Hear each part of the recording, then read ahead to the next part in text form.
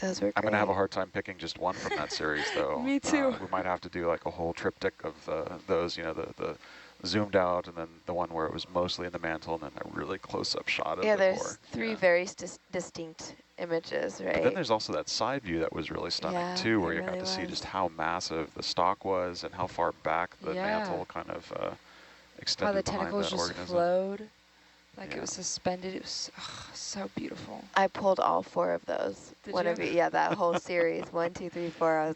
I had the same thought. I was like, wow, I can't decide between these. They're so gorgeous. Very graceful. Someone in the chat wants to know who won the bet yesterday. Jaina did. She's offline right now. She's fixing this pointer screen that John was talking about. So we'll circle back to her, but maybe we'll move to the front row. We'll do counterclockwise today. And just so everyone in the room knows, we do have a tradition on Nautilus that by our last watch, you have to introduce somebody else. So hopefully we know each other very well, that you can actually introduce them based on what they normally say about themselves. So Rye, give us the flashcard version of who you are. And That's the first time I've ever heard that tradition, just so you know. Yeah. Wait, okay, sorry. Logging on. Rye's also Mr. Man. Yeah, my name is Rye. That's the start. And I am sitting in the co-pilot seat. And when I am not on Nautilus, I live on Vancouver Island. And I have a very evil cat. evil? Yeah. Aren't all cats just like a little bit evil? No. Yes. Yours is why? What makes yours especially evil? She only likes my partner and I, and everybody else is enemy number 1. So. Sounds like a loyal cat. Sounds like a cat to me. Yeah. And how long have you been on Nautilus, Ray? I've been coming out since 2023, but more regularly doing this as my full-time gig in the last year and a bit. And I am not counting expeditions, so I don't actually know how many expeditions it's been, but... I bet I could find out here real quick. I also come out for winter maintenance as well, so... So more than what the internet says? Yeah. And you're in BC? Yeah, Vancouver Island. I love Vancouver, actually. It's very, very fun. I've always had a lot of fun whenever I've been up that way. Let's see. The internet is slow. We are in the middle of the ocean, so it's kind of a wonder of technology that we have internet at all. Exactly. But without it, we wouldn't be able to have these fantastic live broadcasts of our dives. True. Right, this is your 9th expedition. Ooh. Let's go, Rye. And to your right, Congrats. we have Dave. Hi, Dave. Hi, I learned a lot Dave. about you yesterday. Dave and I did an interaction yesterday with the University of Montana, and you have a pretty rich background before you came to Nautilus, don't you? Good morning, folks. Dave sat in the pilot seat with little Herc at the minute. Yeah, I've been doing this a while now, probably 20 years. So, yeah, got around a little bit, done some various things. Some interesting, some oil and gas, so not so interesting. Yeah, that's basically that. When I'm not on Nautilus, I live in a city in the north of England called York. The old Roman city. Still has a lot of the original walls and the old Roman gates in place. Married, 3 kids, 2 dogs, all that sort of good stuff. And you do something else when you're not on the ship, don't you? Yeah, I do a couple of something else's. I'm thinking one that's like a little musical. Yeah, I run a 3-day, 3-stage open-air rock festival. No big deal. Yeah. We've got a good team. There's 4 directors. We've all been around music and bands and played in bands and whatever for over the years. And we've decided to give something back. So we've got quite a good event, an incredible fan base that stick with us and go with us to some of the smaller events that we put on. We try and give young bands a platform to show what they've got, show what they're capable of, and if they impress our punters, then we put them on the big stages at Call of the Wild. So it seems to be working quite well. I know the bands love it, the fans love it. It's good. Bit of a passion project, costing me every penny I earn out here. Sounds like it's going to a good cause, though, and inspiring the next generation of rock stars, maybe. Hopefully. Anyone we know? You guys may not have heard of most any of them, really. It's because they're all UK centric. We do have bands that come in from the US, Australia, Canada, all over Europe to play, but some of the bands that we've worked with from the very beginning of their careers have now had UK #1 albums and are touring Europe and the world as successful artists in their own right now. Band called Those Damn Crows is one for sure that are really taking off. Recent UK #1 album, on tour around Europe, selling some pretty big venues out at the moment. Massive Wagons, done really well. I think we gave them their first headline show way back, it's got to be 14 years ago now, something like that.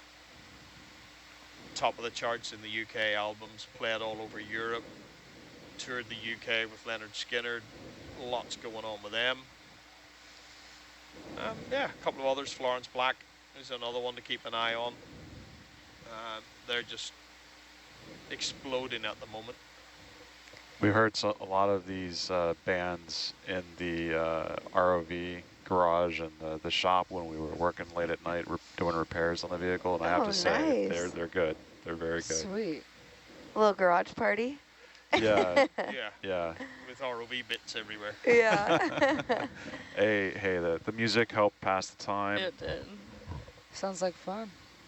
One of the most interesting things about sailing is, of course, meeting everybody, but then once you get to know folks on the ship and spend, what is it now, almost 3 weeks together, getting to know their personalities and their life off the ship, right? Because not all of us do similar things when we're at home, and there's just like so many different backgrounds, so it's always cool to kind of get to know you all on your shore life as well. And Matt, your shore life is doing some teaching stuff, right? Some which, sorry? And you spend a lot of time at the University of Florida? South Florida. Yep. So yeah, Matt in the navigator seat for the 12 to 4 watch. This is my second Nautilus cruise. And when I'm back home, Tampa Bay area, I work for the Center for Ocean Mapping and Innovative Technologies at said University of South Florida. Doing a lot of research on this kind of thing, ocean mapping, sonars, uncrewed systems, hydrodynamic modeling and the like.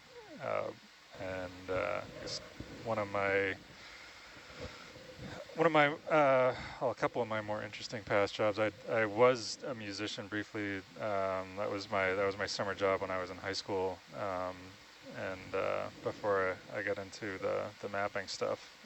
So I did play some music semi-professionally around when I was a kid, and then we were just talking downstairs, a bunch of us before we came on watch, about rock climbing, and I was for about 5 or 6 years a professional route setter at a climbing gym, competition cool. and commercial route setting. What's your instrument of choice?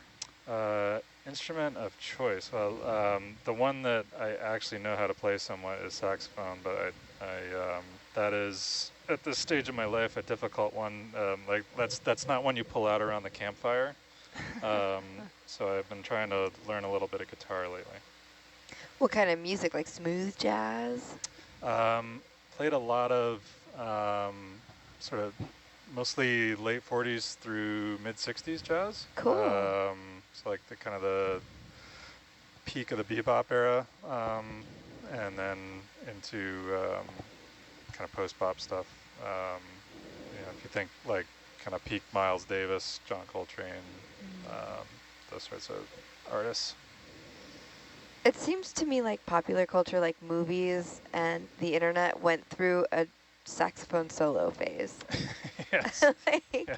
was it Anchorman? There was some movie where like it was just a very common thing. Was it like I can't remember, 2010s or something? Everything had a saxophone solo. Anchorman was like the Jethro Tull flute solo or something. Oh, that's right. Yeah. Okay, I knew it was something kind of obscure. Or jazz flute.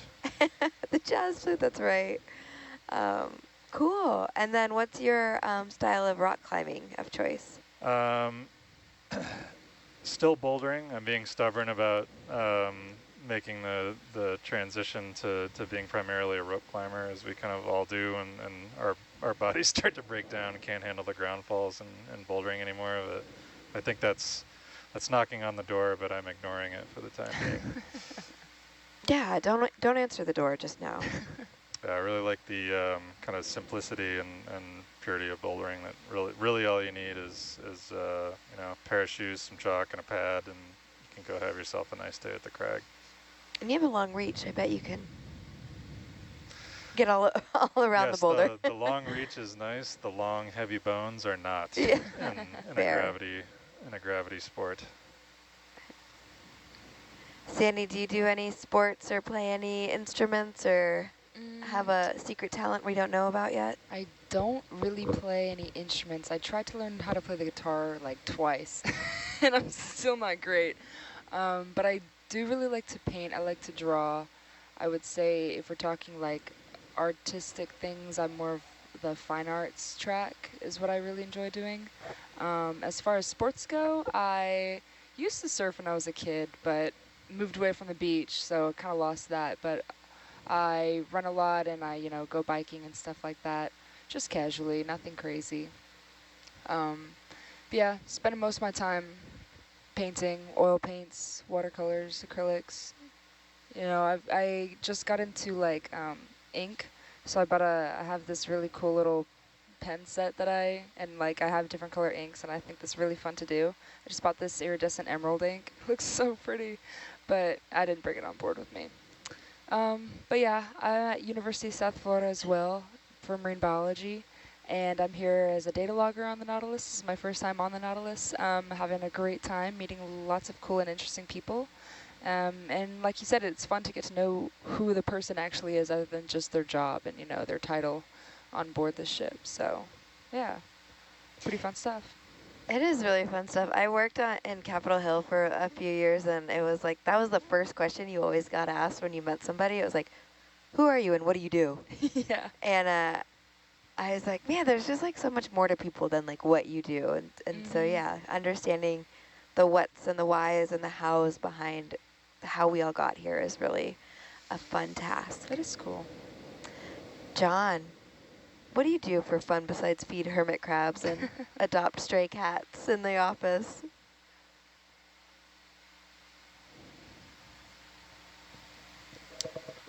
That's a good question. I'll have to think about that.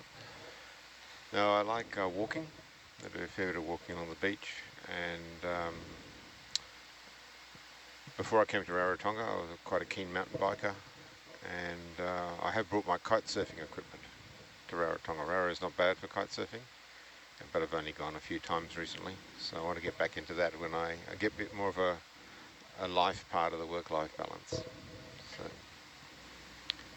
I don't play any musical instruments, I'm afraid, at all. Yeah, and neither do I. That part of my brain just doesn't want to compute. Yeah. And what's your role on the ship? This is your first time on Nautilus. You are just a wealth of information when it comes to geology and this expedition in particular. Yeah, I guess I'm the senior most member of one of the three partners. So this is a partnership between the Seabed Minerals Authority, which is where I work, Ocean Exploration Trust, of course, who operate and manage this vessel, and NOAA through the OECI Institute, We're the three partners pulling this together. And what SBMA has contributed basically is a bit of a project plan. We talked about various options with the OET and NOAA folks up front, and what we're chasing around right now is this understanding of megafauna in different parts of the seabed where there's different seabed geomorphology or substrate types. And that's something that's been on our list of things to consider going into the future. So it's really, really good to be on board. It's been really useful to be on board because often you've got to make small changes on the fly, and being able to talk directly with the rest of the lead team to tweak things, I think has saved everybody a lot of trouble. One thing that's a bit odd about this cruise is it was pulled together in a real hurry. I think OET and NOAA had 3 weeks basically to pull it together. Normally it takes about 6 months. Yeah. And so when you pull something together in 3 weeks, everything hasn't been reviewed in detail and so forth. And of course, we've been learning as we go to some extent as well. So yeah, that's been a very positive experience for me, that's for sure. Yeah, it really has, and it's been so fun to get to know everyone who's sailed from the Cook Islands, and I can't wait to hang out with y'all when we get back to port. John, unfortunately, yesterday we had a wager about what time the vehicles would be on deck, and you were so optimistic that you were the first eliminated from that. John guessed 2:30, but our winner over there in the video engineering seat, what was your time, Jana? 3:17? And why do I remember that of all the things that should be in my brain? Yeah, it was 3:17, and we touched down at 3:15. Price is Right rules. Yeah. You won. You won. What did you win though? I know. Glory. We're supposed to talk about this before, I know. so I hope it's something. It was a friendly wager of spirit. Bragging rights. Bragging rights. What is your experience that has made you such an adequate gambler about ROV times on EV Nautilus? Or just like, what is your experience in general? Well, I just picked a number in between all the numbers you guys were saying and went with that. Simple but brilliant. So what she's really saying is that she's really, really good at Price is Right. Spend a lot of time watching Price is Right. Have you ever seen Price is Right? I've seen clips of it. Okay. Jen, I haven't watched it either. Jana, you started as an intern on EV Nautilus, and now you are sailing in the video engineering seat as a contractor. So what can you tell us a little bit about your background? Yeah, hi, my name is Jana Galvez. I'm originally from Hilo, Hawaii, and I now reside in Seattle, Washington. I don't know, you kind of gave my little bio there. I don't know what else to say. I've been sailing aboard the EV Nautilus since 2023. So, yeah, my second year. I've been on board 4 times now since then. Yeah. And when you're not on Nautilus, what are your hobbies? Like, what are the things that bring you joy? What's something that we wouldn't guess or know about you?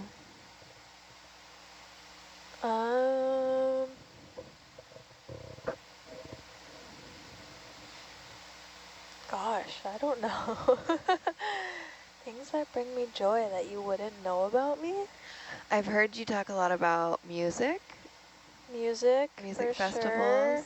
I go to a lot of music festivals. Who's your favorite artist, Jana? My favorite artist is a DJ named Excision or Harry Styles. Very different. Either Harry Styles or dubstep. There's no in between. It covers a lot of music. Yeah, I like going to shows, I guess. I go to a lot. Do you dress up? One of my favorite things about music festivals is like costume planning. Yeah, it's my favorite. My last one, I came straight from one onto the ship, and I was Stitch, and I had a big Stitch head, like from Lilo and Stitch. That's amazing. So I like dressing up like it's Halloween every show I go to. Yeah. It's the way I do it. I love it. That's so fun. Lilo and Stitch. So you have That's kind of scary. yeah, I was gonna say. Oh, that's cool. And where was that festival that you just mentioned? Columbus, Ohio. Cool.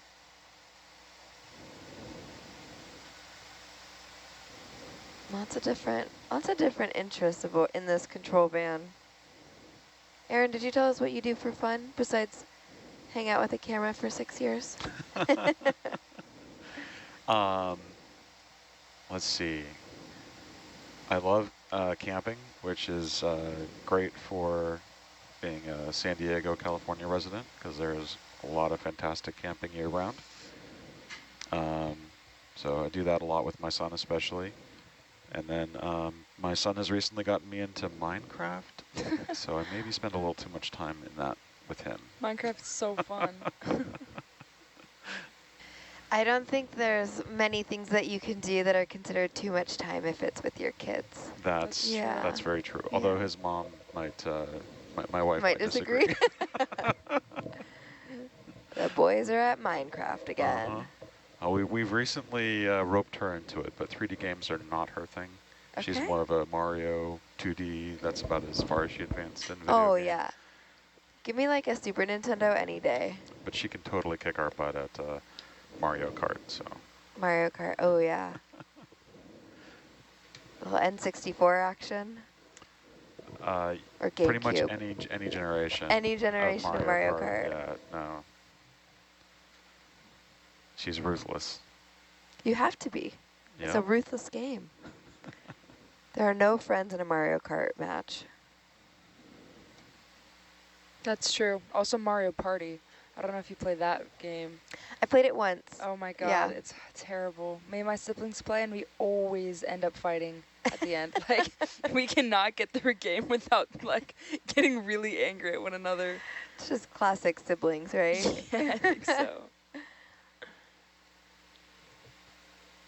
There's always something to bicker about. Oh yeah. Especially when I win and I have like 13 stars and they have a 1 each because I just destroy them. So.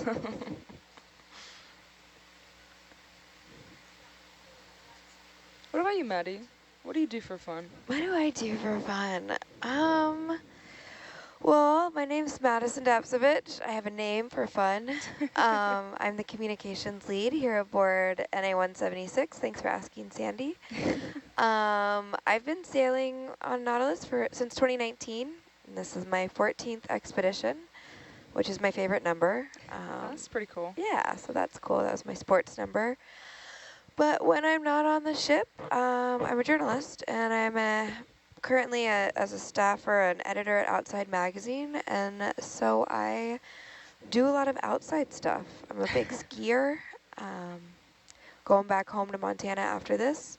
I just heard we got our first snow, so I'm really excited for ski season. And then in the spring and summer, I boat, so I whitewater raft and kayak, and actually a week after we get back to port, I'm going down to Peru for a 2-week rafting trip down the Marañón River in the headwaters of the Amazon. So I had to take I had taken a bunch of vaccines for that. I got like typhoid, yellow fever, rabies. You had dengue fever? I went to an international doctor for all these, and there was not a dengue vaccine available in the U.S. So no. But I think malaria sounds like the major concern there. Okay. So yeah, that'll be fun. It's water stuff, but a totally different kind of exploration. Trying to stay afloat and in your boat. Sounds like fun. Little spicier, yeah, on a 14-foot raft compared to a 224-foot vessel, but should be fun. And I travel. I think we all are probably big travelers here in the room. Yeah, definitely. And I don't know about you all, but when I'm home, like, I love being home. Like, I love gardening and hanging out with my chickens and painting my house. Yeah, no, I get that. The boring adult stuff. I don't think it's boring at all. I think there's a lot of beauty in the mundane and stable aspects of your life. I feel like that's a really wonderful thing to have.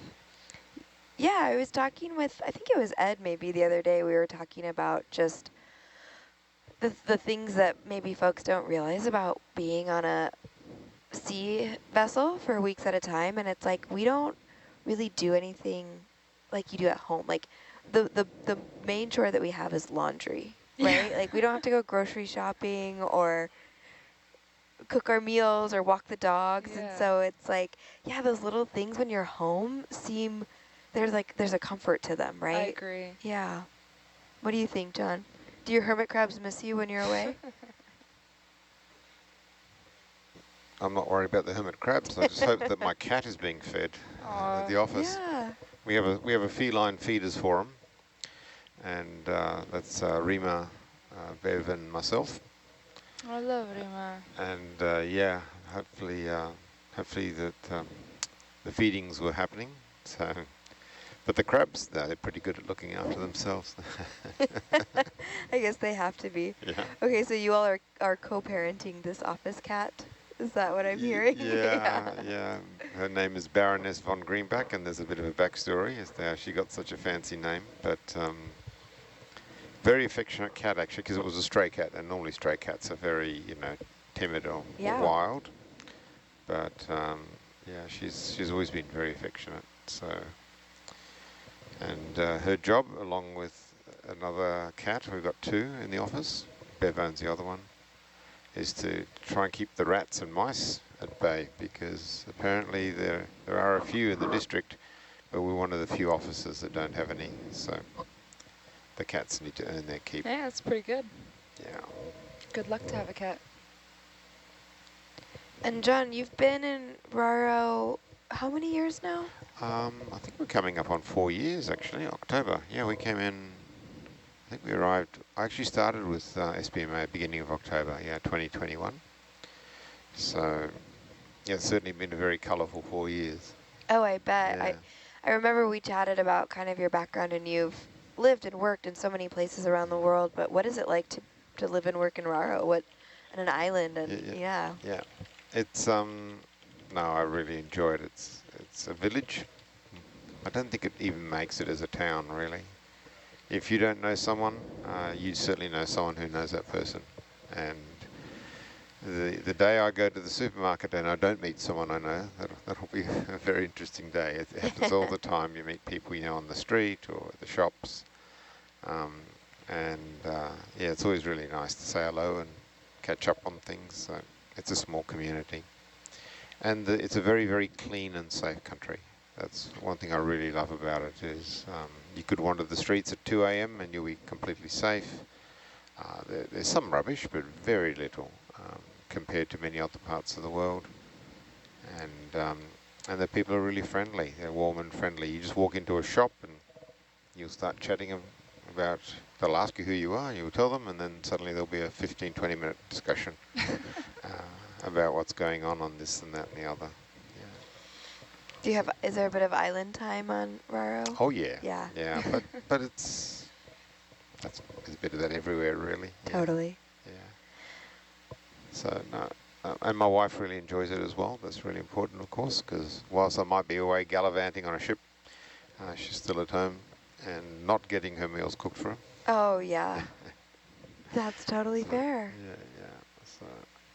Yeah. So Raro is a small town, and there are a lot of small towns in the world, but what's also interesting is that the Cook Islands are it's a big area, right, of islands and water territory, but the population is quite low compared to other places in the world. Yeah, I guess if you try to compare it with, I don't know, something like California, so our marine area, and I know the US have their own marine area, EEZ, but it's roughly, I'm going to guess now, 4 or 5 times the area of California. The territorial seas, the land, I think is 240 square kilometers, which is probably the size of a large suburb in California. Wow. And the population is about 15,000 people in total, which will not even be close to the population of the suburb, right?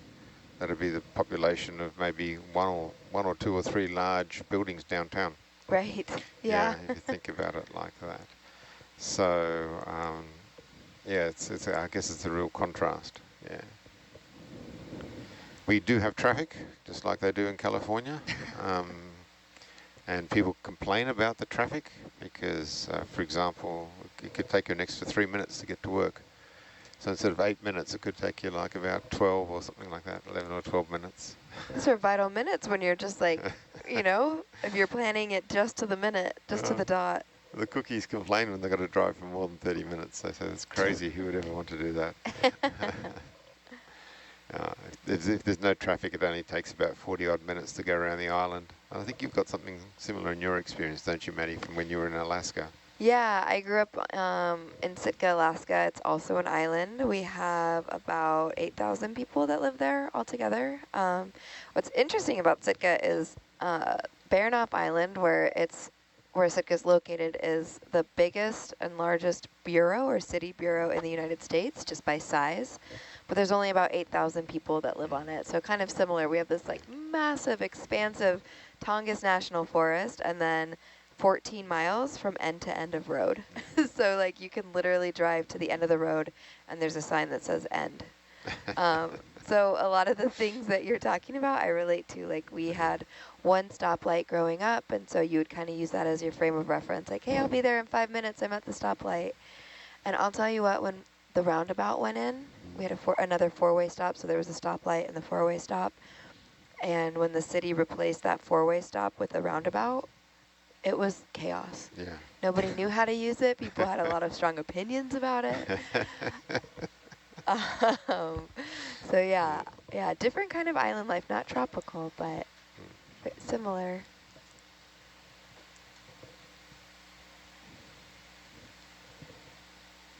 Yeah, the funny thing about Raro is that 90% of Cook Islanders live outside the Cook Islands. So if you go anywhere in Australia and New Zealand and people who are Cook Islanders get even a hint that you're from Rarotonga, there is no negotiation. You will have a discussion. Grab your tea, sit down, stay a while. Oh, that's interesting. That's a high percentage of the population that lives outside of the country, yeah. Is that for a specific reason, or has it just happened that way? It's been happening over the decades. It's an economic thing. There's just better opportunities for people to go overseas, to make more money, to get better education, and more sadly, actually, for the elderly people, when they get to a certain age, they just can't get the same treatment that they can get in New Zealand, say that they can at home. So for their later years, they're almost forcibly sent to immigrate to New Zealand. To get basic things like kidney dialysis and cancer screening or things like that. Yeah. So it's probably the one time in your life you want to be home. You want to be with your families. Right. Yeah. They have extended families, of course, sure. in Australia and New Zealand, but and talking to those people, you can often see that they wish they could go home. Yeah. I bet. And Raro's about a 4-hour flight or so from Auckland, I think, if I remember correctly, based on that 30 hours of travel we had to get out here. It's very frustrating going somewhere like Los Angeles, because you fly from Rarotonga to Auckland, and that'll take you so you've got to get to the airport 2 hours before, and then it takes you 4 hours to get to Auckland, and then say you have a 3-hour layover, so now you're up to, what's that? That's going to be 9 hours. Yeah. And then you get back on the flight, and then about 4 hours later, on your way to LA, so that's how many hours now? I've lost track. That's going to be like 12 hours later. Yeah. You fly straight over Rarotonga again. No, really? Gosh, that is, So you sit there and on the map looking at this place go past, and you go, you left it 12 hours ago. I took a screenshot of the little live map on my flight here from Houston of, passing, I don't know, less than 100 miles from Raro. And I'm like, I'll see you in about another 14 hours. Yeah. Oh, God. Same the other way as well. Yeah. So close. It's so far away. They used to do a LA, Raro, Auckland flight. Oh, really? Yeah, a long time ago. But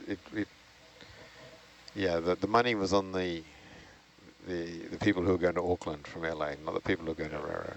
So it was kind of, had to be subsidised a bit to stop off there. Yeah, the way to go seems to be to try to find yourself in Honolulu on a Saturday and catch that catch that one. 'Cause that's only like 6 hours right into Raro. Yep. Oh, But that's it's only great. on Saturday.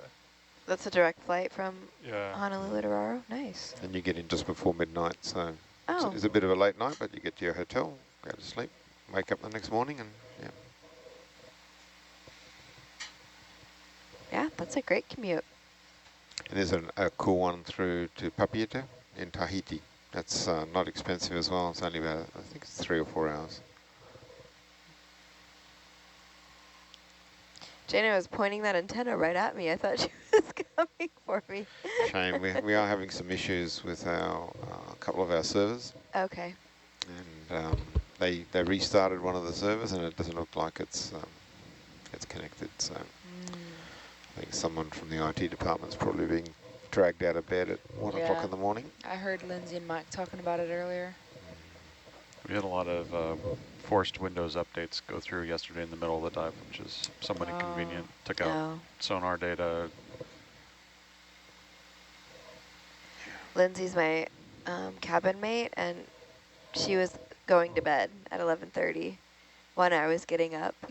And so we were both, you know, kind of doing this opposite thing. And she was like, I feel like we're that old married couple that just has complete different routines. Where I'm getting home from a long day and going to bed, and you're just getting up for the graveyard shift. And I was like, yeah, Lindsay, it'd be really nice to spend some quality time together, you know? You're never home. We're never home anymore. That's like Jana and I, except we have this one shift together. That's nice. And Yeah. I'm like, see you at home later. See you at home. Yeah, Hannah and I are completely opposite as well. She's always sleeping when I'm awake, and I'm always asleep when she's awake. Yeah. we don't even get to talk. We're just not on the same page. It is kind of nice because then when you're ready to sleep or just have that alone time, Yeah. nobody It else is in is the nice. cabin. Yeah, Yeah, so yeah, you really get to have it for yourself. That is true.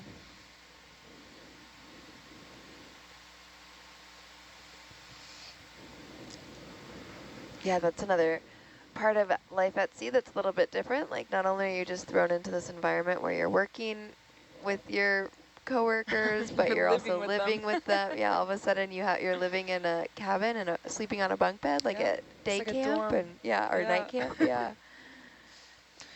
Did you guys ever go to camp when you were kids? I went to camp once.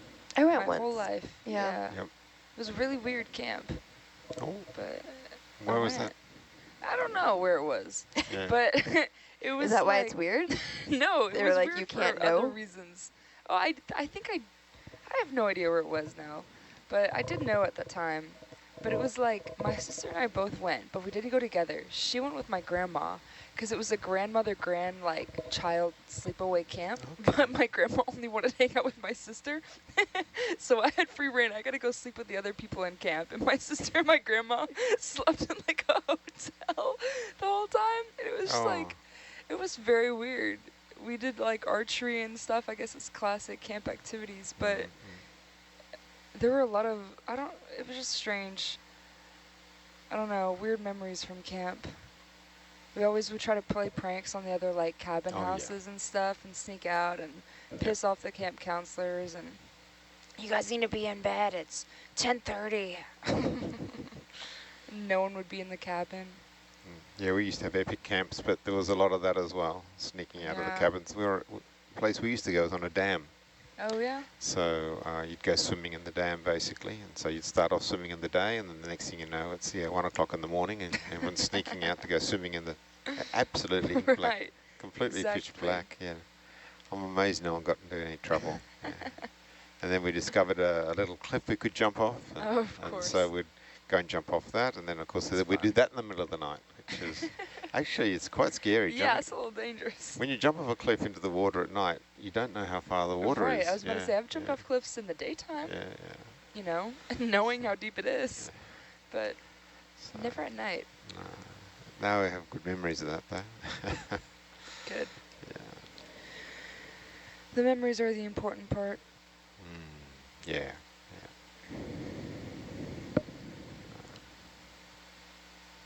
It was a good group of friends, and in the end we went from there into hiking. We just started getting into more and more hikes. So this was growing up in in Papua New Guinea, Oh yeah? and they have some truly epic hikes there. There's one called the Kokoda Trail, which is it was during the Second World War, it was a trail carved through the mountains. Even today, there's no way to drive from the south coast to the north coast. Oh, really? You basically have to fly or take a boat or something. Wow. But the Japanese were invading, and the Australians and then the US were repulsing. And this is a legendary hiking track, and there are others, mountains and things like that. And yeah, we were just kids basically. We were 15, 16 years old, and we'd just get flown out in a Cessna and then hike our way back through. And yeah, It's pretty awesome. and when you start off on that thing, it's not the sort of thing you suddenly decide to go and do, you know. Yeah. And the camps were sort of like the way we started. Oh, really? And then a bunch of us would try something more adventurous and something more adventurous, and yeah. Keep going We up went from from there. there, Yeah. yeah. It's a pretty unique experience, I think. Yeah, I've still got very strong memories, I guess, of a lot of that.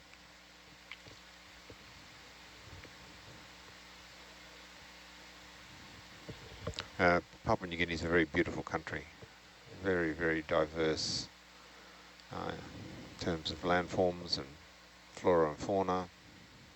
Some really quite extraordinary animals. But unlike Cook Islands, unlike Rarotonga, it's unfortunately not always very safe. So when we were kids it was a lot better, but today, yeah, it's got issues. Oh, yeah.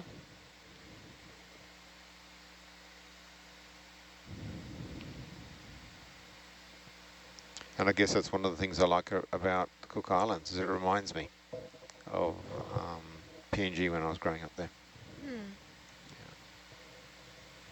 Yeah, I'm excited to spend a little bit of time on Raro, because when we landed, we just went straight from the airport to the ship, and normally we'll have a night or two at port to kind of get a feel for the lay of the land and get some snacks and stuff, but we just boogied straight to the ship, so it'll be fun to actually get in the ocean. Oh my Oh, gosh. yeah. That's what I'm so excited about. I'm like, we've been staring miss at the the ocean, ocean. yeah, for 3 weeks. Yeah, I feel it on my face, and it's just like the spray on my face, and I just miss even more. I just need to be inside of the ocean. Well, there's plenty of places to go swimming, snorkeling, diving. Yeah, looking whatever you forward to want. it on all sides. And it's laid back. Don't expect really, really big and flashy. That's what people like. Yeah. A lot of people who come, it's just like going to a little country town or a little, you know, That's the nice. seaside village, yeah.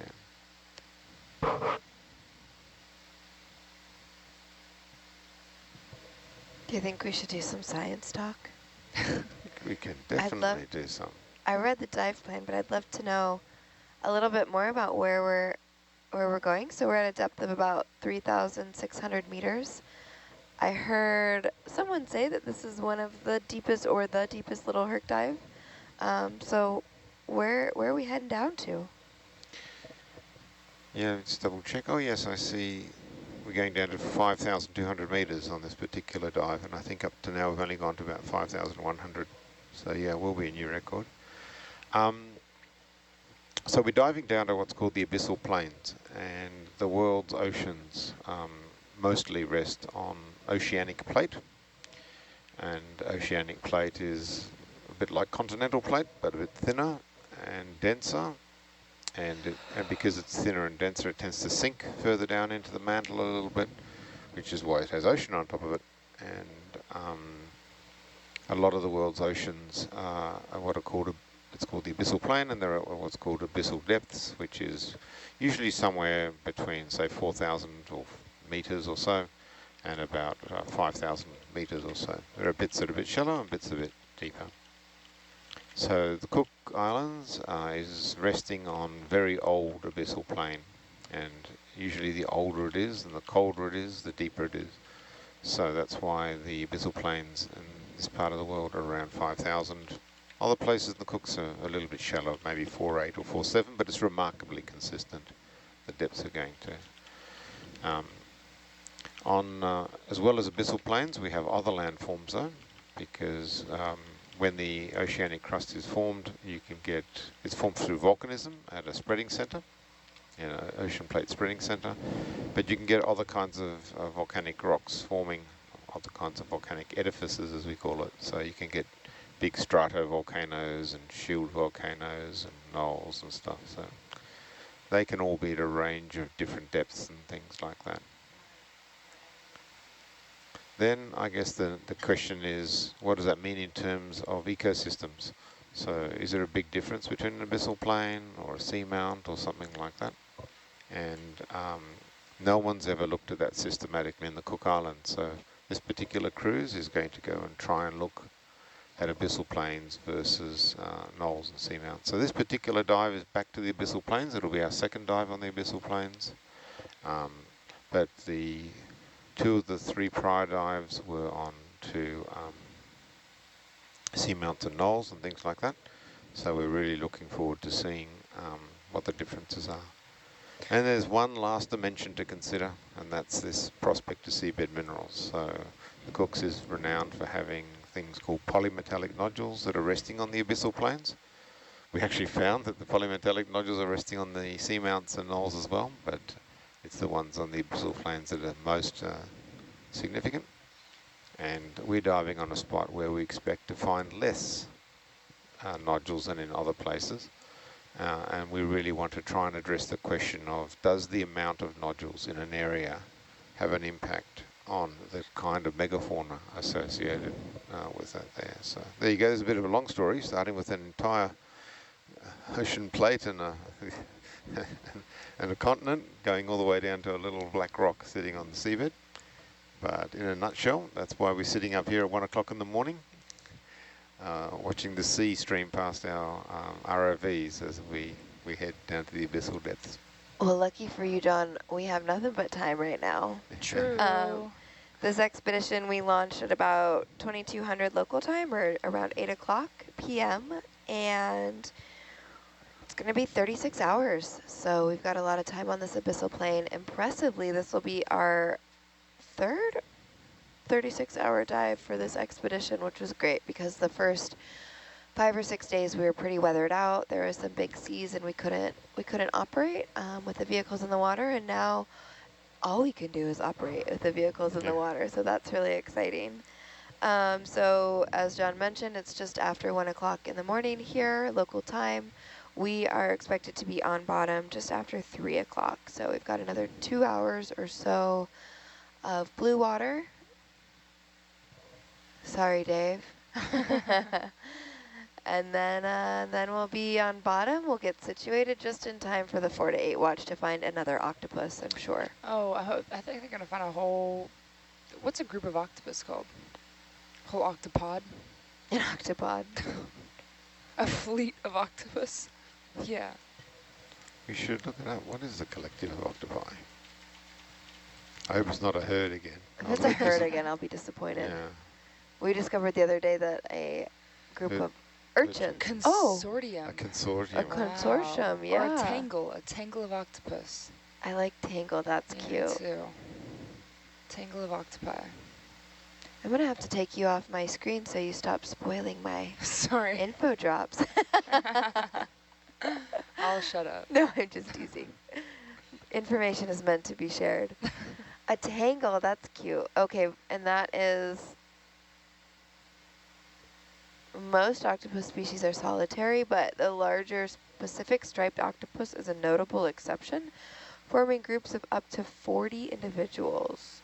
I wonder if they're like just coincidentally in the same area or if they're meaning to be near each other. I bet they're meaning to be near each other. Yeah. I think they are pretty social if they're in a group. Pretty smart creatures. You know, crows can form huge social gatherings and remember things and use tools. I bet octopus have a similar range of skills and knowledge.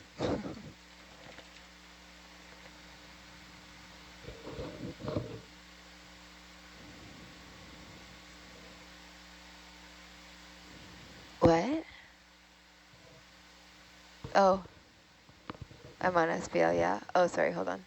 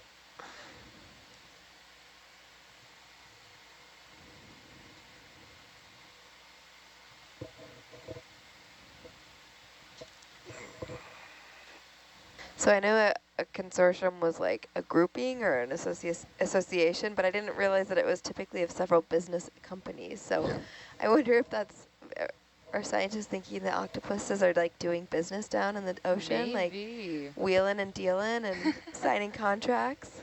Well, everyone makes octopi to be nice animals, you know, cute and cuddly, but what was that movie where they made the evil dude an octopus? What was it? Doc Ock? Was it, What?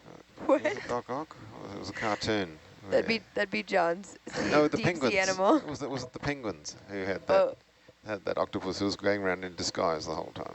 I don't know. Is Was that he, the or New was he a Zealand? squid? Maybe he was a squid. I don't know what you're talking about. Oh, Are you talking about Talking the about Shark Tale? octonauts? let me just see if I can check it out. Sorry, this is definitely not my skill set, understanding this sort of stuff. I don't think octopus are evil at all. Villain in They get a bad penguins. rep. I bet there's some that are and some that aren't. Just Maybe. like people. Yeah, and dolphins. This guy, Nefarious octopus. Dave. Do you remember Dave? Oh, I know exactly what you're talking about. Yeah. Is he Yeah, an I know it. Yeah, he's that. an octopus. What is isn't that from?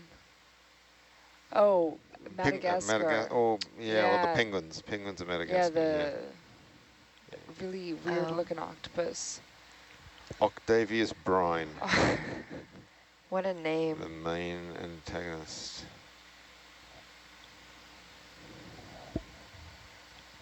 He's got a whole fan page. That's incredible.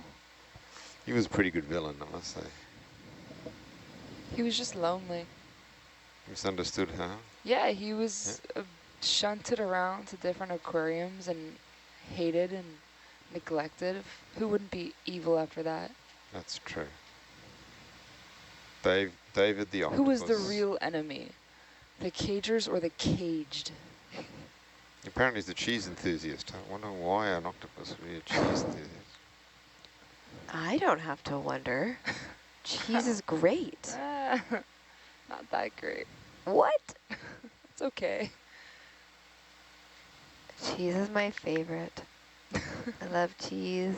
We haven't had a... I love cheese. I wouldn't mind some, like, a little charcuterie. My favorite part of a charcuterie board is like the grapes on a charcuterie board. Or like the crackers. Yeah, those are good too. Yeah. Good accoutrements to cheese. But I don't need the cheese in a charcuterie board. You know, I'll eat around the cheese. Mm.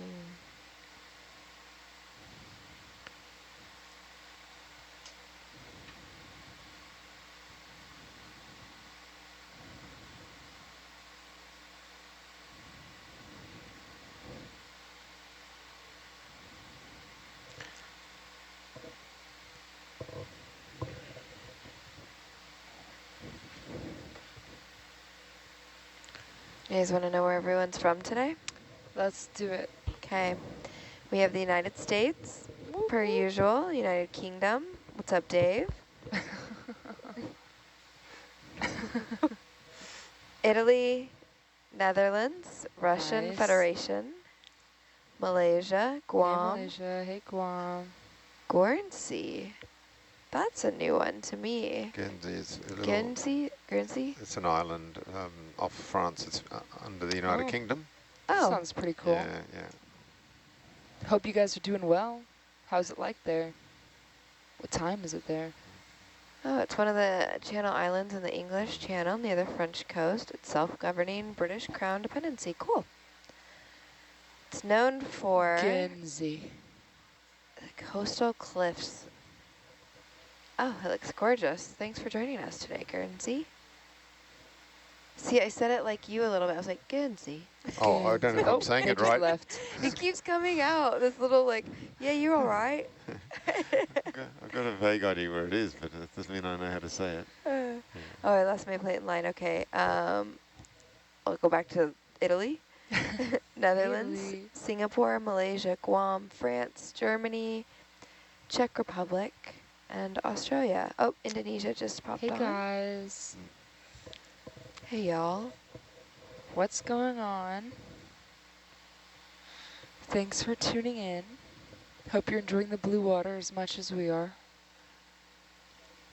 Which will be hard because we're really enjoying it. It's very fun.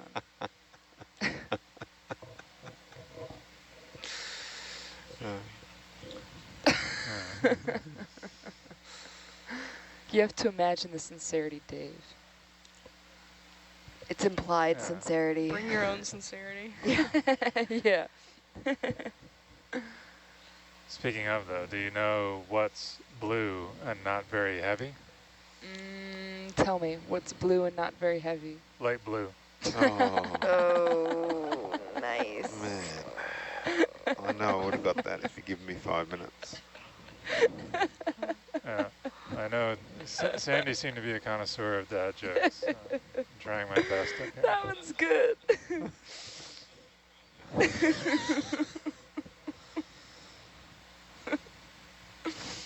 That'd be great with kids, because then the kids could go for every other colour. It applies as well.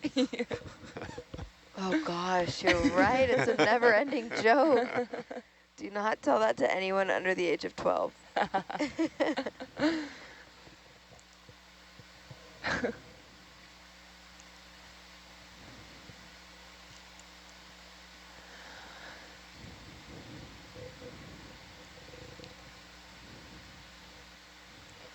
What's a fish with no eyes?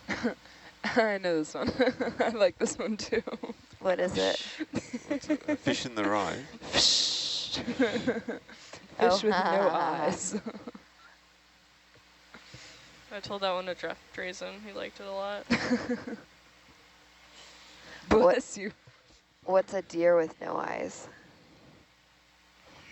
What? What's a deer with no eyes? Blind. No idea. No idea, yes. No idea. I have no idea. No No idea. idea. I have no idea. Oh my Lanta. No idea. Just good at those sayings, Maddie. I don't know where they come from. In My your mother. soul. My mom says weird things. Probably people who are staying up at 1:30 in the morning first. Probably that. My alarm went off at 11:30 p.m. and I woke up kind of and I was like, surely that's not my alarm.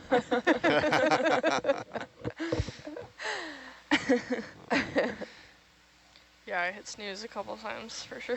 Me too. I stayed up from the end of our watch yesterday until I went to bed at like 8. It's crazy. I know, I was I'm a Crazy. tired girl today. Oh my gosh. But I'm going to go straight to bed after today's watch. Me too. I can't wait. Me too. It'll be And then we'll fun. leave, like, it'll be normal again, I feel Yeah, like. Yeah. I More love excited. sleeping in the morning. You're more excited about that. We've just gone through 4 kilometres, by the way. Heading on our way down. Hey, we're getting close. Yeah. 4,022 It's a good descent rate. We've been meters. descending really fast. Yeah, 24 meters Yeah. Yep. I think, per minute. Everyone's comfortable with the setup. Okay, I have a riddle for you, but I'm not going to tell you the answer until we get back to port. Oh, please tell me the riddle. Okay. I love riddles. There are 2 penguins in a desert. Okay. Oh no, I know this one. You know this one? Yeah, I won't spoil it. Okay, this is a classic raft guide. You tell it on the first day of a rafting trip, and everybody like just agonizes over it for 2 weeks. Okay. Okay, there's two penguins in a desert. One penguin says to the other, "Where's your paddle?" Okay. That's it. That's the riddle. Where's I think you forgot your the part paddle? where they're canoeing through Oh. a desert. You forgot like an important part there. Okay. That is my 1:30 in the morning brain. Okay, wait. Let me start over reverse. Okay. Okay, there's 2 penguins in a canoe Oh. canoeing through the desert. Okay. The second penguin says, "Where's your paddle?" Thanks, Ray. Oh, what's that? Like the sand grinds away at the end of the paddle or something? Did I just ruin it for you? I don't know. Oh, okay. That I've No comment. literally That's the riddle. never heard that. What? So now I know, don't tell a geologist the riddle.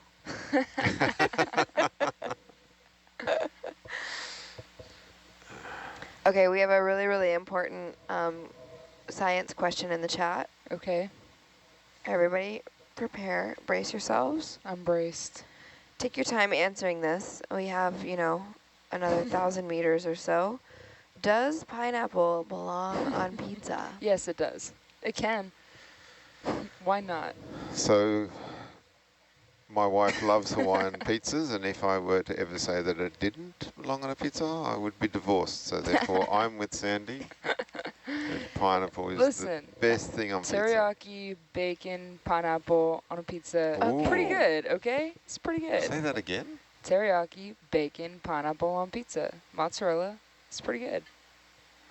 It's not bad.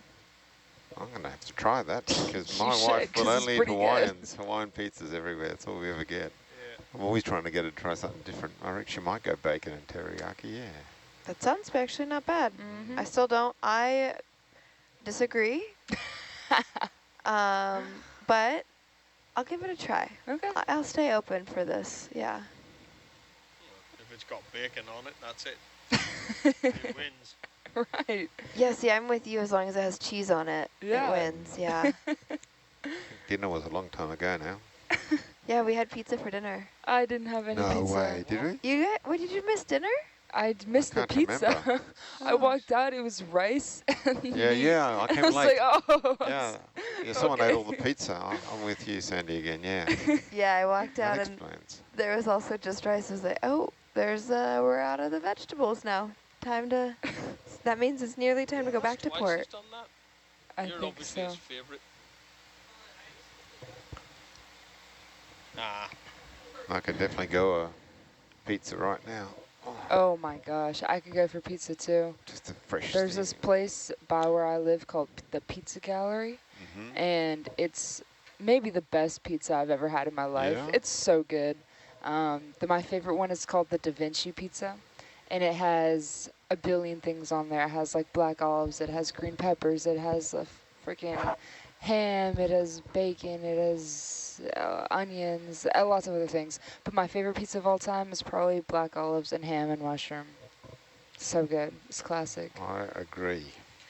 I wish I didn't agree. I wish I didn't like anything you just said, because then I wouldn't be feeling so hungry. But I do agree. It's because I have pretty good taste Yeah. when it comes to food. And you're unfortunately quite good at describing When it things. comes to pizza, yeah. Yeah. And Remove cheese. the black olives and you're probably about there. Oh, no. Black olives Dave. make that pizza. Yeah. No. Oh, yeah. Olives are good on everything, I think. I love olives. I'll just eat olives plain. Maybe not on chocolate ice cream, but Ew. everything else. Nah. Are we there yet? Every time you ask, are we there yet, it adds 30 minutes to the trip. No. But I'm with you. We're almost there. 1,000 meters to go. But at 24 meters a minute, yeah, we're cooking. We are. Get there in no time.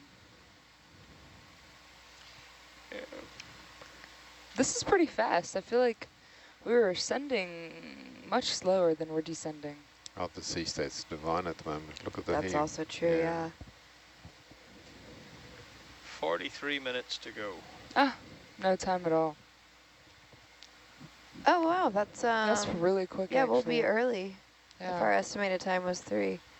Long may it last, guys. We had a lot of headwinds at the beginning of this cruise, and finally, and I've seen that on other cruises as well. If you just persevere, eventually Don't- things line up for you. Don't say anything too soon yet. No, of Don't course, say the W word. Yeah. the W word. What I don't is the even W know. word? I don't know. Don't tell us, because then we've said it.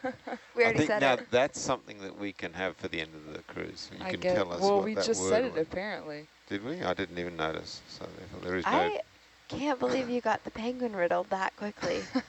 Sorry. I have You didn't even say all of it. Like, the actual riddle is Yeah. 2 penguins canoeing through the desert.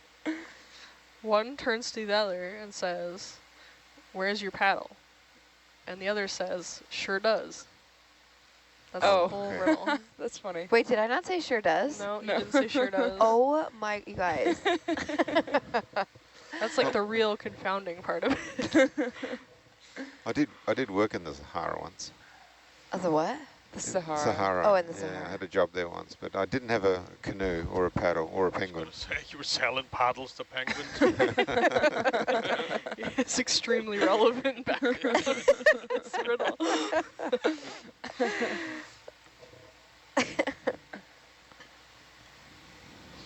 Thank you, Rye, for correcting Yeah, my that's poor funny. delivery. Wow. I'm going to blame it on that. That was just a really bad delivery. It's that whole 3 hours of sleep thing. That'll do it. I've never seen a penguin before, like in the wild, ever. But Oh, I would really like to. I used to live in South Africa in Cape Town, and they've got these baby not baby, what's called them? I think they're called jackhouse penguins. I don't know. They're very small penguins. Chin straps or gintus. Oh, Gentoo jackasses penguins. in South Africa. There's Yeah. a beach, you can go and see them, yeah. They're really cute. If you like cute little things, you go and look at those fellas. Do I like cute little things? I hate No, cute I things. Gosh, keep your cuteness. Are your Give me the blob parakeets sculpin. ugly and large? Right? Blob sculpins are cute. I know. That's what I told Sandy yesterday. Blobfishes? Yes, No. blob sculpins are Oh my adorable. gosh. They're We were playing the game of what if deep sea... salmonella was like a real creature. Salmonella? So yeah, salmonella. Okay, That well, I was like guess a I large can kind of see creature. what That's you're a saying. blobfish would be that. No, blobfish are cute. It was a compliment. I'll take it as a compliment. Johan said that he heard Adam call him an oarfish. Yeah. He's like, I don't know how I feel about that. Well, apparently they were signing fish to everybody, so I got no idea what fish we were called. Yeah, what were Oh, you? really? I don't remember John. Did we give John an animal? I don't think so. Oh, good. I'm fine then. I don't think I so. don't feel left out at all. We didn't really assign most people fish. We kind of lost the Not plot. Photoshop, it's real. Yeah. Oh my gosh, Yeah. that is so cute. Yeah, I got. Aw. I have a good penguin story. Oh, Is it a Yeah. cute blob sculpin? Will you tell us your penguin story? so It's penguins. Dave's just showing me a photo of playing footy on the ice with what looks like a pack little- of that ravenous is the cutest adeles. thing I've ever seen. Oh my Oh, wow. gosh. I bet they wanted to play too. Yeah, we won 2-1 because their goalkeeper was looking at the camera. That is so Oh cool. my That is gosh. epic. That's Was awesome. Down in Antarctica on Yeah. the first Oh, endurance cool. expedition in 2019. That's so cool. Very cool. I was down there in 2001, and one of the 60 days on the Palmer, and one of the 2 days briefly got off on shore at Davis Station, which is one of the Australian stations, the Yeah. Riviera of the Antarctic. It's where I did my my polar swim, which is a whole separate Nice. story, in 29-degree Fahrenheit water. Oh my gosh. Anyway, so I was, before that, doing a little bit of photography, and I wandered off, and there was a group of elephant seals on the beach, including some pups, and you're taking your life in your hands if you get close to elephant seals, but you're not supposed to really get close to the wildlife much at all down in Antarctica, so keeping a very respectable distance from these couple of pups that I wanted to photograph, and unbeknownst to me, I was not maintaining a respectable distance from an Adelie penguin that was sort of tucked into a little ventifact, which is a kind of wind-sculpted rock there, so it was just kind of huddled in this alcove, and I inadvertently cornered it by like kind of stepping in front, Yeah. and just triggered its fight or flight response. So it came out and just started absolutely wailing on my leg with its flippers, like pop, pop, pop, pop. And so think of they Yeah. seem like cute little birds, but Adelie penguins Yeah. are about 2.5 feet tall. So you imagine like just basically a monstrously strong toddler with bone arms, and I came back to the ship and had to confess what had happened because my right leg was just bruised Oh, no. basically from mid calf all the way up to above my knee. Yeah, we couldn't That's stay. so funny. far enough away from Yeah. the emperors, because they would just Yeah, come they in and just, they'd yep. sit on your feet, Oh, yeah. Yeah. and you're like, well, and they're Yeah, they're this big. 4 foot tall. Yeah, they're pretty Yeah. big penguins. Ugh, how amazing. I gotta get to the Antarctic. Yep. I gotta get down Well there. worth it. I bet. If I could go back right now, I'd walk there. I would. It's absolutely Yeah. incredible place. Yeah.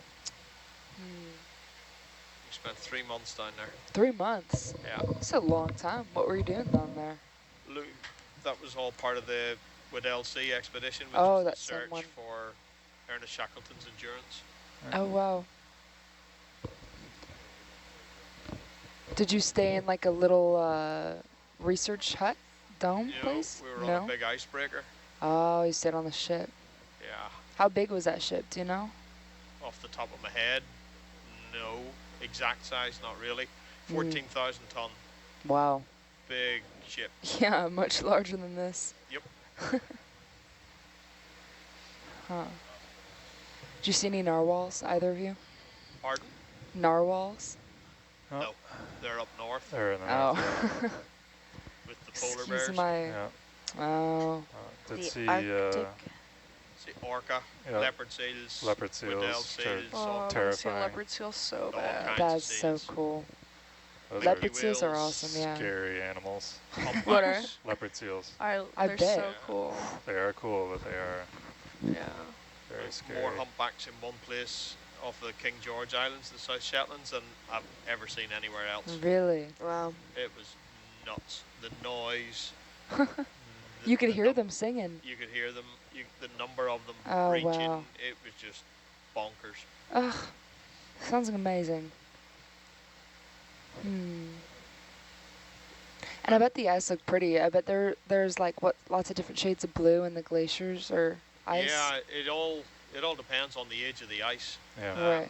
You know, the really clear blue stuff is usually relatively new, and then you'll get the brown and into the black that's old multi-year ice.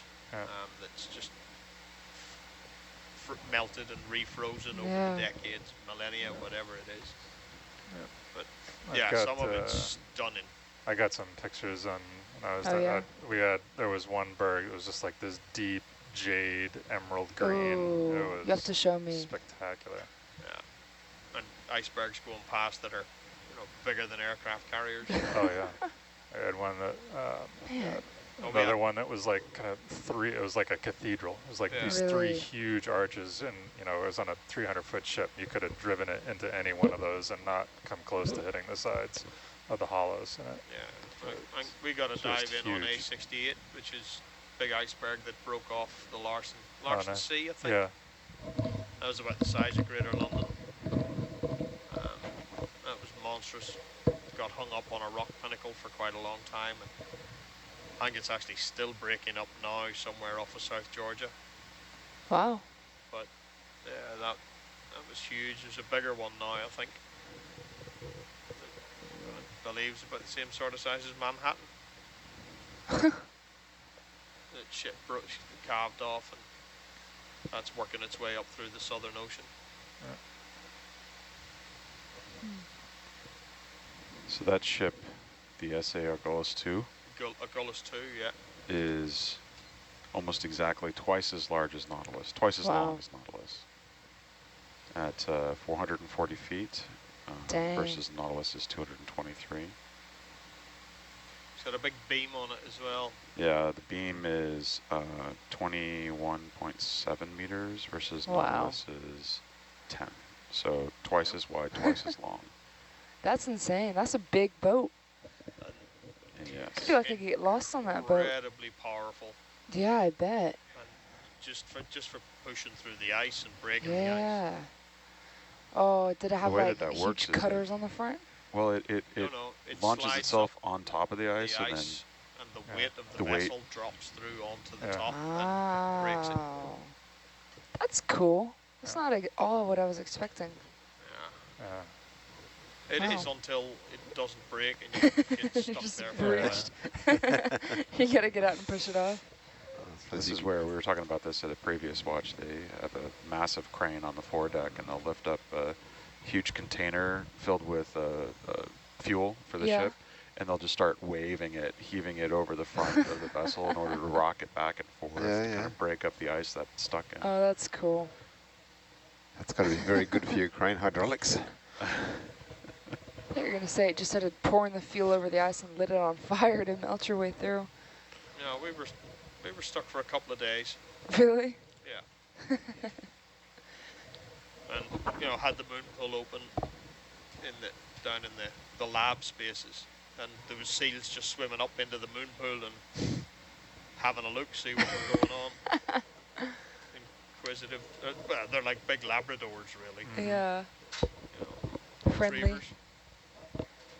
Did you get to touch one? Like pet one? No? No. Never touch. Yeah. If they touch me, I've messed up. That's a good way to think about it.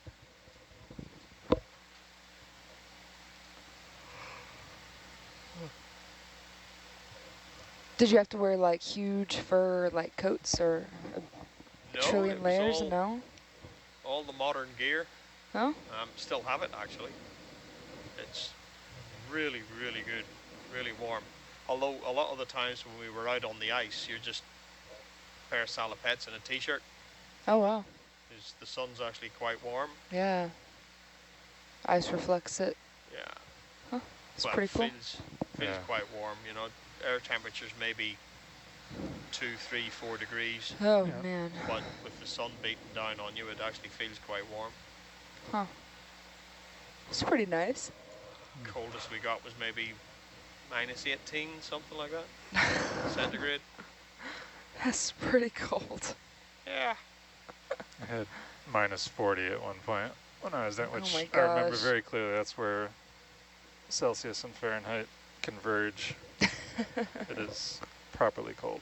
And that's when you went for your swim, is that right? No, the air temperature when I went for my swim was probably about 3 or 4 C.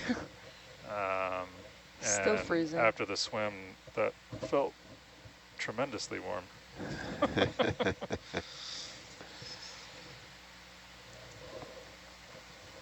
Are you all cold water or warm water people? Like, Warm water. I hate being in cold water. Cold water all the way. Really? Yeah. Oh my gosh, yeah. Oh, man. I can't do it. Nope. Warm water, warm weather. Yeah. But in saying that, You live in I'd York. walk to Antarctica right now if I could. I'll like visit cold water. I'll do cold plunges, but I like warm beaches. I like Florida. I like St. Pete. Yep. Same for you? Got some pretty great beaches. Yeah. I mean, I'll take 79 or 89 degree Fahrenheit water over 29. That was Painful. an experience. Yeah. Oh, literally. It hurts. Yeah, that's a different level of cold though. Like of the people on that cruise who had to do the ritual, right? I was the only guy, and so I had kind of shuffled off to a beach to do it on my own, and was advised by some of the chaps at the station. Basically, like I was like, okay, how dangerous is this actually? And they were like, well, okay, so wade in up to your knees and wait 30 seconds, and if you can still feel your feet, pain is good. But if you can still feel them, your circulation's probably good enough. You won't go into cardiac arrest if you dive in. Yeah. So I did that, and it's you get the mammalian gasp reflex, and just everything constricts. You literally cannot breathe for what feels like an eternity until you finally relax. And I took a few strokes out and back, and that was plenty. It's cool to say that you've done that, though. Yeah. So you don't just jump right in? No. Certainly not if you're on your own. Yeah, you see people doing it, but they'll do it off of the cruise ships that go down these days. Yeah. People that do that, but they've got a life jacket and a line attached to them. Yeah. I see. It'll stop your heart. Yeah. Yeah. That is shocking.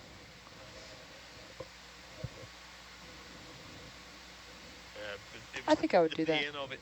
Yeah. That's what Yep. that's what got me, just the pain.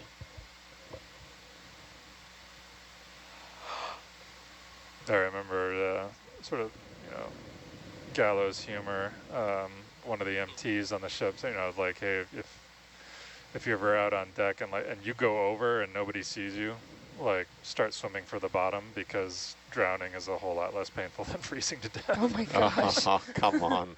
Jeez. Because you in water like that, even a You're very not going to survive. fit person, like, you've got about 5 minutes. Jeez. Yeah. You know. Yeah.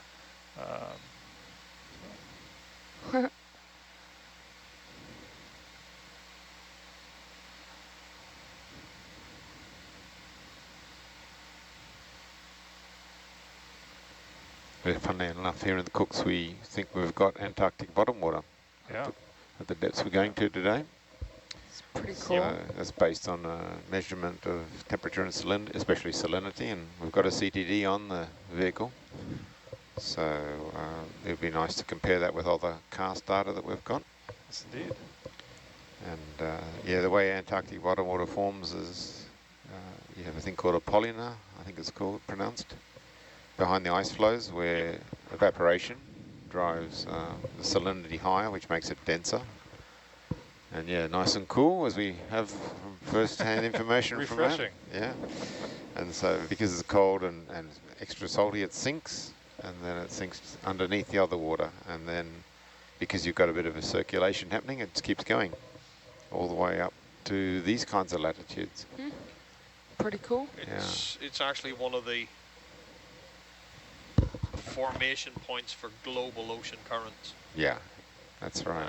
Takes it 22, and the only reason I know this is when we lost one of the AUVs down there, they figured out that if it happened to catch the bottom water drift properly, it would jump onto the Agulhas current and end up off of Cape Town in 22.5 years' time. Okay. Wow. And then it splits. Part of it runs up in between South Africa and Madagascar, and the other part runs up the Atlantic side. Yep. But yeah, and it all ends up eventually in a big gyre off of the QCed, Yeah. which is the oldest water on Earth, about 2,500 years old. Yeah.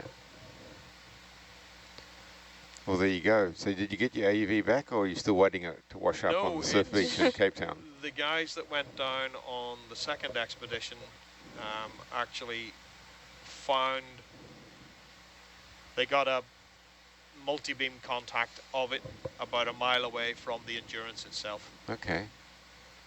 And if it had behaved itself and returned to the surface as it should have in 2019, we would have had the wreck, as its track took it straight over the top. Oh, wow. But the guys that went down for the second one, Menson, Chad Bonin, a couple of the others were also on the 2019 expedition. I'd already signed up for another contract and couldn't make it for that.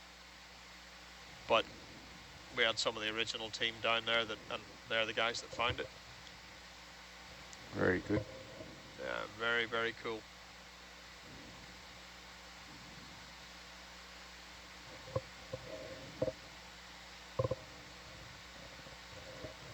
Yeah, I think the working theory was that the water was so cold, it actually affected the batteries on the AUV. And instead of giving it, I think it was planned, again from memory, it was like a 3 or a 4 day mission it was given. Yep. It lasted about a day and a half, if that. Oh. And the batteries died, and it's just dropped to the seafloor. So it would be nice to go back down and recover it just to see the data. But that's a hell of an expedition to go down there and do that. It's because you're really deep into the Weddell ice field. Okay. So there's ice over the top year-round kind of thing. Is that right? Pretty much, yeah.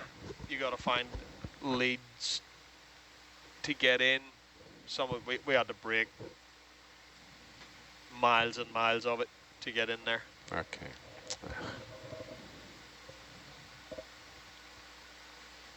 And I think the guys in was it 2022 when they went, when Menson found it? Yep, 22. They had worse conditions than we did in 2019. Okay.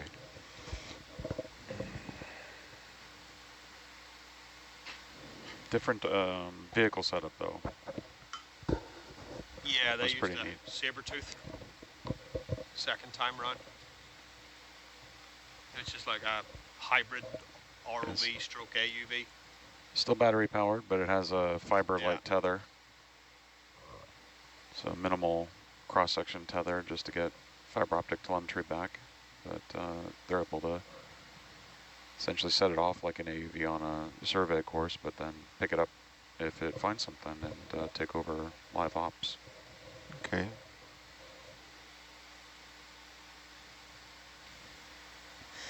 Sorry, I don't know what you guys have just been talking about, but I just want to report that the stars look so nice right now. The sky is so clear. Oh my gosh. If anyone wants to go take a look, I've got my binos right here. You're what? Yeah, it's where I You have disappeared to binoculars last right night. now? Oh my gosh. where I I brought my disappeared to binoculars last too, night, but I don't that's have them why. with me. Okay, I'll be right back. You can take some photos for us. I highly recommend checking out the Orion Nebula and the Orion Nebula. Okay, I'm going to go out with you. Yeah, okay. Did you hear what Sandy said? Aaron said, I highly recommend you check out the Orion Nebula. Uh-huh. Yeah. And Sandy goes, oh, I know what the Orion Nebula is. That's my favorite constellation. Yeah, that's what it is. Yeah. Of course it is. Yeah.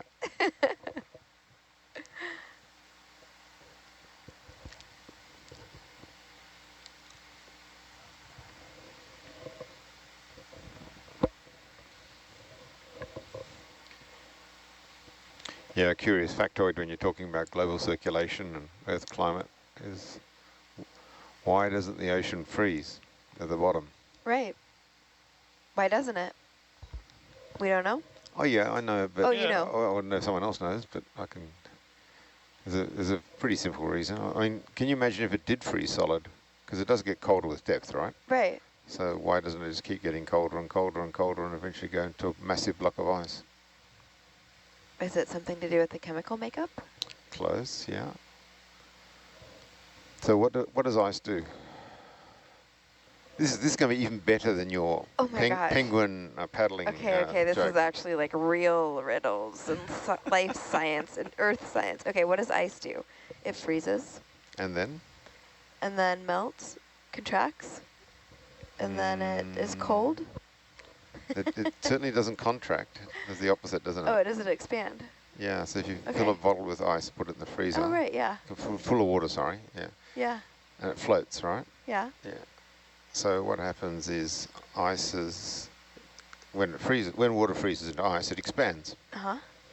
So at the bottom of the sea, there's tremendous pressure. Remember all those elephants, 50 elephants all standing on your head. And if the water can't expand into ice, it simply won't form. But that actually stops it getting colder, believe it or not. That's wild. Yeah. Pressure, volume, and temperature are all interlinked, basically. So if you've got confining pressure, then it just won't get cold enough. Yeah. Interesting. Which is why the temperature at the bottom of the sea gets really, really close to zero, but never quite makes it. Never quite makes it. Yeah. I've never thought of that question before. And thank goodness for that, because otherwise the bottom of all our oceans would be ice. Yeah. And then we'd have no ocean circulation. And then I don't think life would even really have much of a chance. It would get going, I guess, but it wouldn't be what we know of it. See, I was going to say we'd all be out of jobs, but yours is much more important. And we'd be out of jobs too. Yeah, that'd be it. All right, 4,700 meters. We're getting there. 5,200 is our estimation. We're going to finish at 52. I think we're going to start at 51 also. It's pretty flat bed of seafloor we're going through, but we are descending a little bit. There is an abyssal hill just to the north, which is a few hundred meters higher, but we're not going there. So 5,104 meters, I believe, was our deepest dive, and that was Little Hercules' deepest dive as well. So now we're breaking new ground with Little Herc.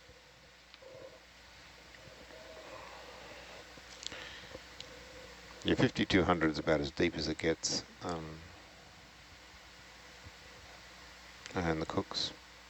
Yeah, we're starting, according to this diagram, we're starting at around 5160, Okay. dropping down a little bit below 5200, and then climbing back up to about 5100.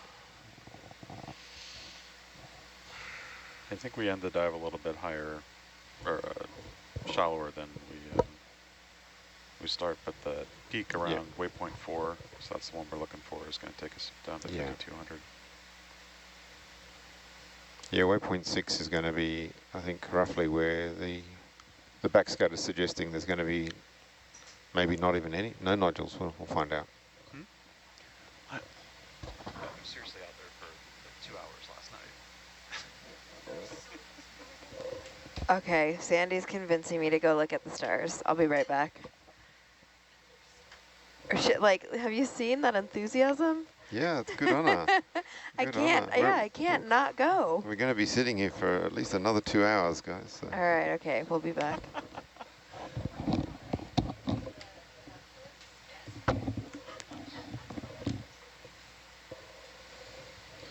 Okay, half the control room's left.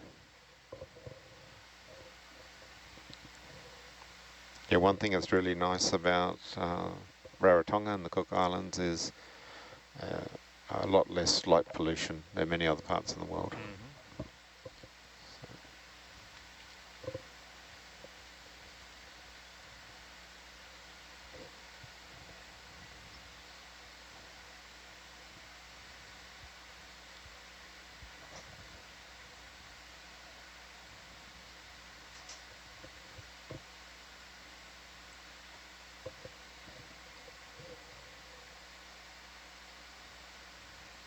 Very little light pollution down here on the abyssal plain as well. Just us. Yeah, that's it. Not so good for stargazing, though.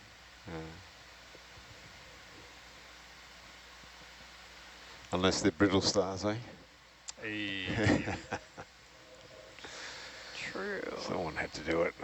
I thought about it. I did think about it for about half a second.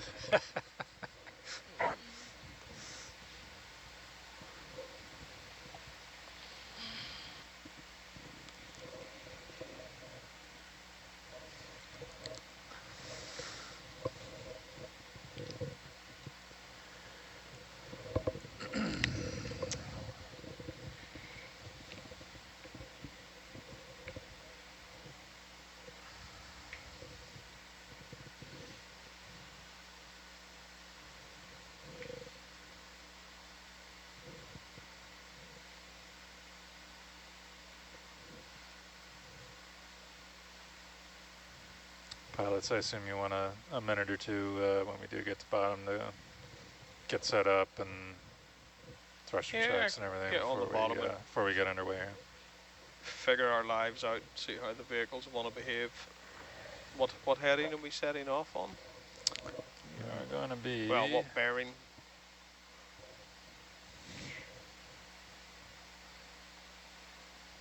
Almost the same as previous. The usual, Dave. Yeah, 110-ish. Yep. Thereabouts. Okay.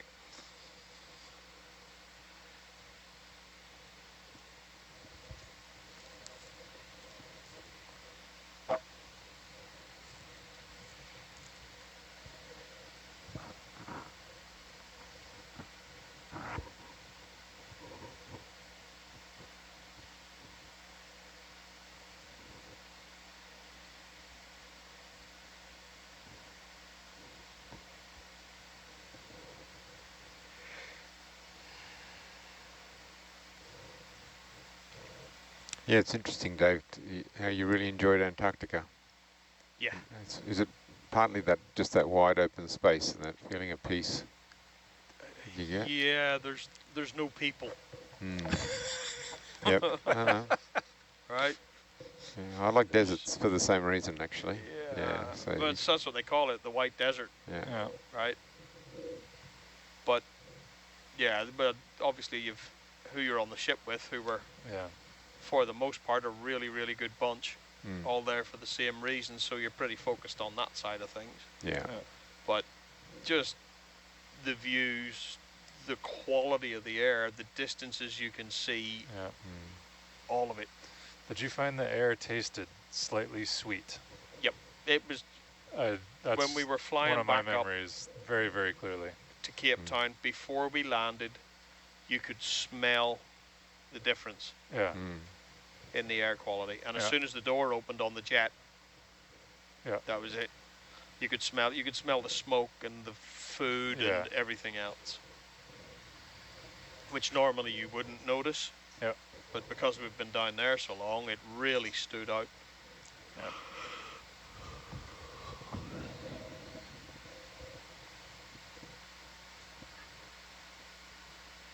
You know, you're looking at, when we landed at Wolfang Runway, you're looking at a hill that looks like it's only 300 or 400 yards away. And I said, oh, we'll go for a walk over there. And the guy said, nah, don't do that. That's 5 kilometers.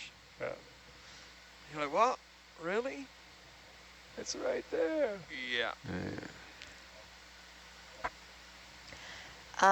That was so worth it. Yep. Yeah, and wow, have the seas calmed down out there. It was so peaceful. Hope it stays that way. Yeah, same. It's supposed to be getting better overnight. Yeah, should do. All the way up to about the 21st of October would be lovely. That'd be perfect. I'm with you on that one.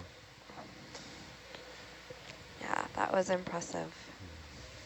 And then the more time you spend out there, the more stars just come out. Yep. Yeah, what's incredible is all those specks are in the Milky Way. There's only one speck, which is Andromeda. Oh, yeah. Really? Yeah. With the human eye, there's only one galaxy you can see. The rest are all are within the Milky Way. I think, doesn't Hubble have some imagery of I saw that on the YouTube. It must be true. Obviously, everything is. Everything we put on YouTube is, at least. Yeah. Oops.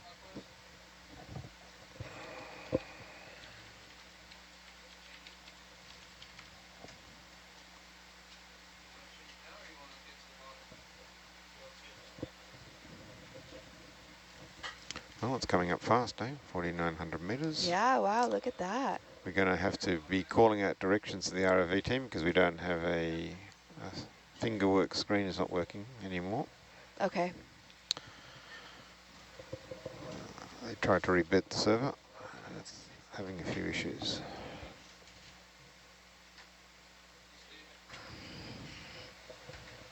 Gonna Now I gotta actually wake up. mute myself for just a little bit as the ROVs get settled on the seafloor, and then we'll be back when y'all are ready.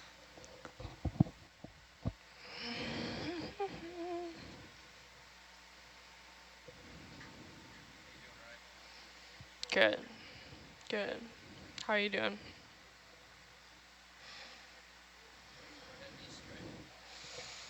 One 1-0.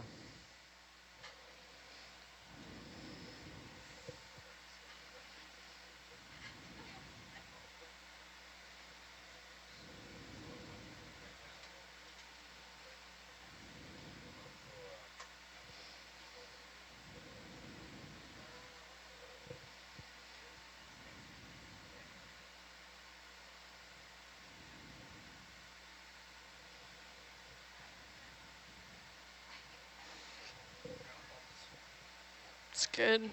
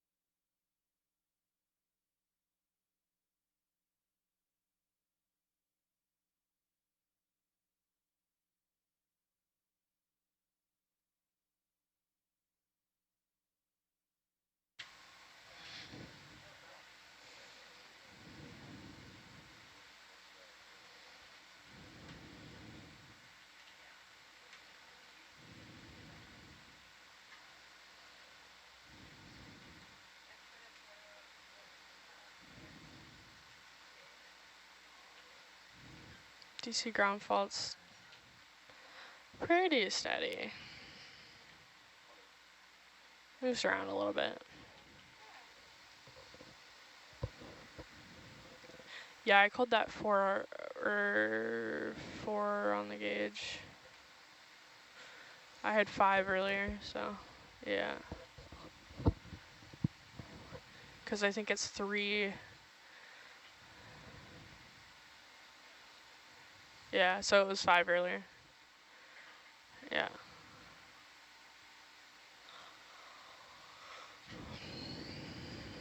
Okay, I think I've got bottom lock. 105 meters. So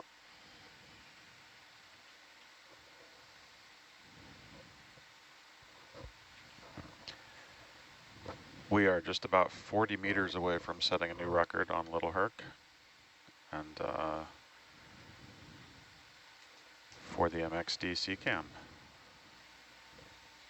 Just looked it up, and our max depth on L1008 was 5,095 meters.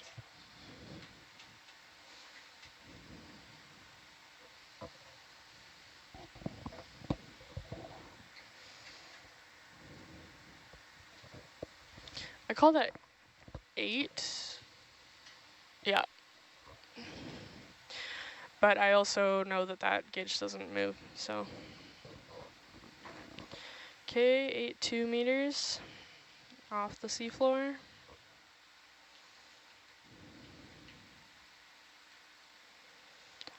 Just gonna tilt down, see where we're at on our camera here.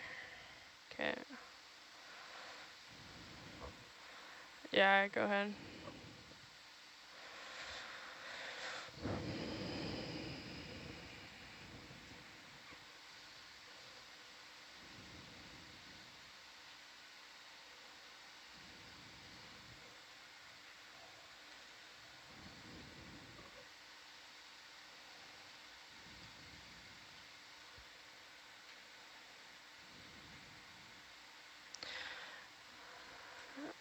We're gonna keep SPL operational while we land and get situated, and then I'll let you guys know once we're comfortable.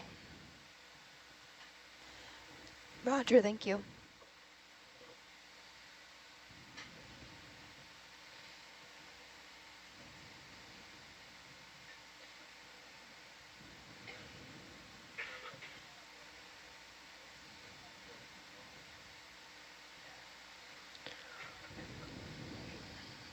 Starting to pick up stuff in your sonar, just flat, but. All right, 50 meters, I'm going manual. Okay, I'll just bring it right to 30 and hold it. Just watch our delta there, because I might Oh yeah, keep struggle. Keep coming.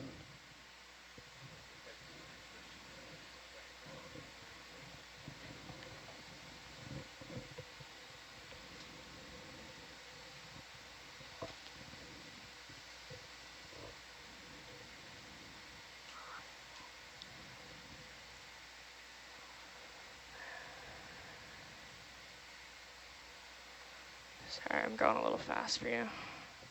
Okay, I'm at 39. Yeah. Can you put your auto head on, please? I sure can.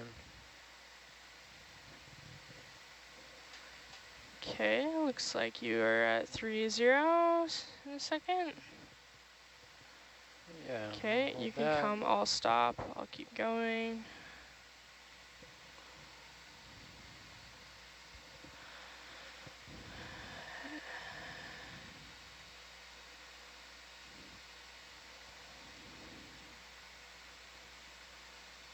And, oh yeah, and see my heading's gone. A little funny. It would be nice to know if that's real or not. Well, you're definitely pointed left of straight, so. Yeah. I just need to know.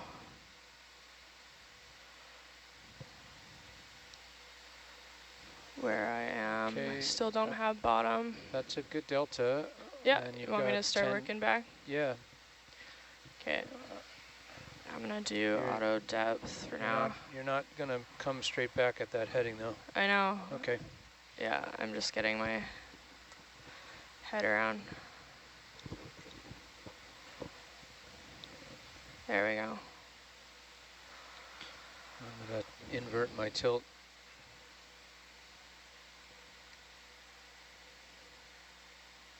And I am putting my aft light on. I want to see my tether for this. Yep. Just Okay. FYI. Same for now. Yeah. Oh, heading's changing. Let me just get my heading back here. Okay.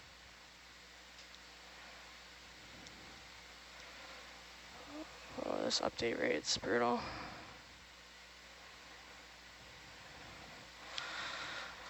Come on, heading.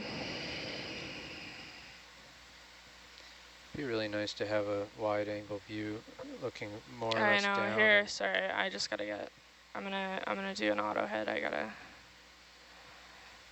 get this dialed here. Yeah, you're probably, until you back up a little further, you're probably getting a little bit of yankage. Yeah.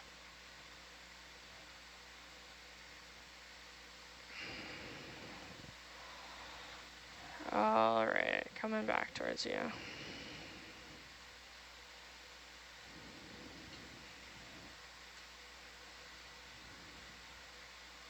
Fair In amount of marine theory. snow.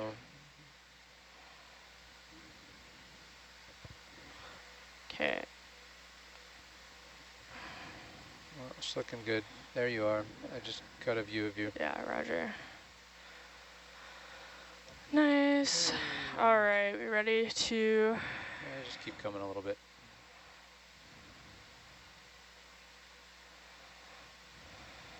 I'm gonna tilt the camera vertical. Yeah, There's vertical. roger. Okay, I am gonna start swinging to my port side. Okay, and I'll swing to starboard. Yeah. And I think that should give us, yeah. Should give us the right heading. There.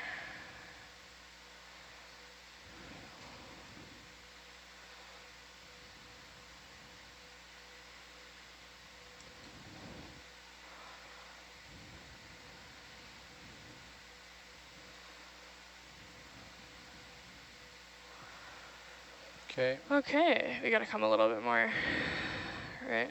I think you'll more likely be closer to 090, but Yeah. Okay. no. I'm just getting your tilt set up to the sweet spot.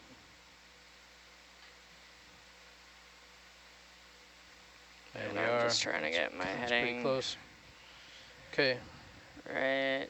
Just give me a sec. I just want one less thing to worry about right now. Okay. I am ready to start coming down together. Okay, coming Let's down. do it.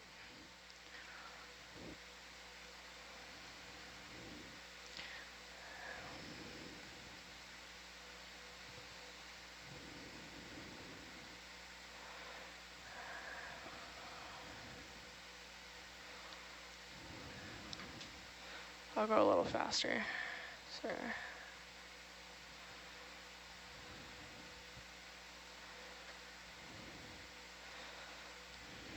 There's bottom. Yeah, bottom in view.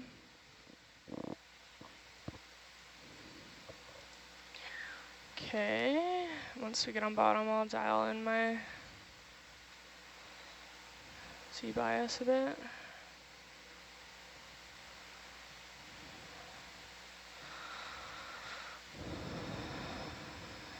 Hey, look at that. Right. Doesn't this look familiar? Yeah, Like we never left. home sweet home. All right, just give me a sec. I'm gonna try to They ditched just the ballast, right? They took off that 6-pounder, and I think they put a small one back.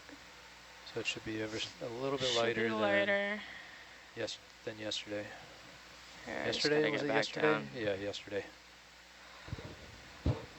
Previous dive. Yeah, thank you, Matt. The days are blending together. Oh, still very... You're coming back up quite a bit. Yeah, sorry. I'm just trying to let it float and see what it does.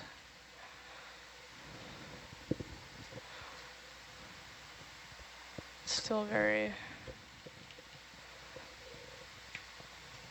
very buoyant. Still.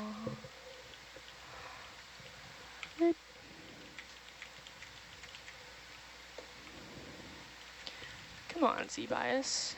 You want to do it. You know you do.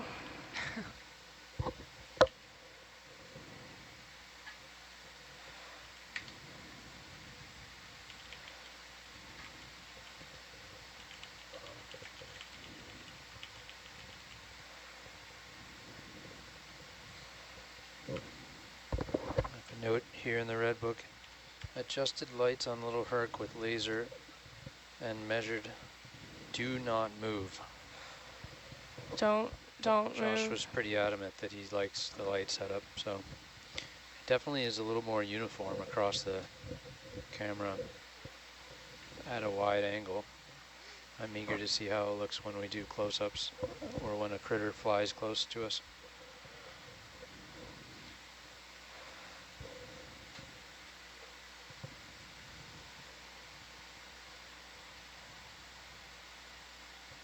How does the Nice. scope look in terms of the exposure across? Definitely looks a little flatter than yesterday, huh? What adjustments did they make? Do you know? They spread the lights out more. It was a bit Yeah, I think it is. Gaussian yesterday. It's going to be a little hard to tell until we're completely settled, but... Yeah. Tensions are looking okay for the time being. Yeah, roger. Okay. We want to white balance here. Right. Do we turn lowers on for white balance? Yeah. That's the mid-light. Mid-lights. Okay, so not lowers. Yeah, I would leave the lowers on for most of the dive, though, for filming. It's the mid-lights that we can turn off if we don't need them. Okay, and that is all the way down, Jaina.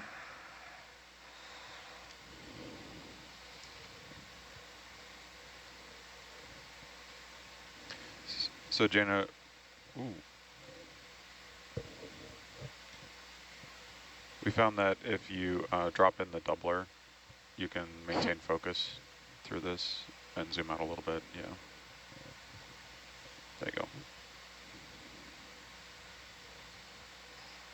I am perfectly neutrally buoyant currently. Just with the Z-bias. Better focus anyway. Well, in the red book it says they remove the big weight. They need to add the small weight. I wonder if they actually did. That's 40% gets us perfectly neutral. So is it just the auto white balance button, Aaron? Yes. Is that somebody's? Do you have the? Possibly. Or it's like a scratch. I don't know. Kind of looks like a hair.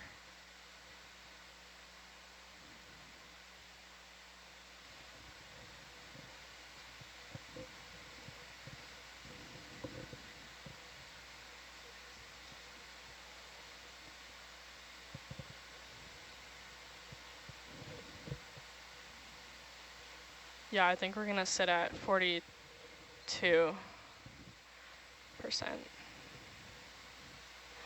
Z-bias is what I'm gonna. Did you guys lose the vertical thruster on the way down? No. No. No. Or at least Dave and I didn't, and neither did. Tim didn't say anything about it, so.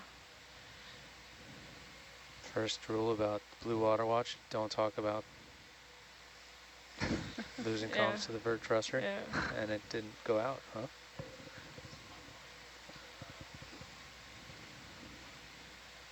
Can't be a coincidence.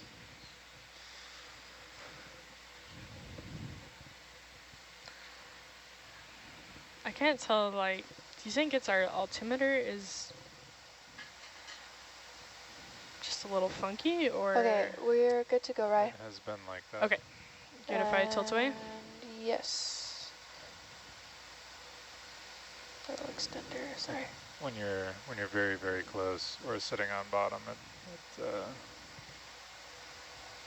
Struggles, like bounces off the... Yeah. Okay, so we usually dive with the mids off and the lowers on.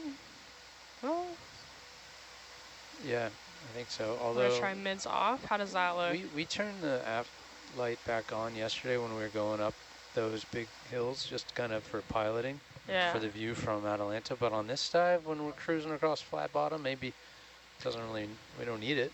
They were Yeah, repositioned to point a little bit further forward to help fill in that kind of gap between the frame and Okay, the I'm light gonna pole. Yeah, we were talking about set the down mid-aft, Aaron, whether and to just leave see it on or what not. this, because this We is had my, it on yesterday ooh, for the steep rugged terrain that's Yep. pretty as good. piloting aid, but we don't see a need for it Turn my today. joy gain down though, that was spicy. That was pretty good for, I mean, that's like my camera is pretty much where I want it Yeah, here, it's so just dark at your toes. yeah.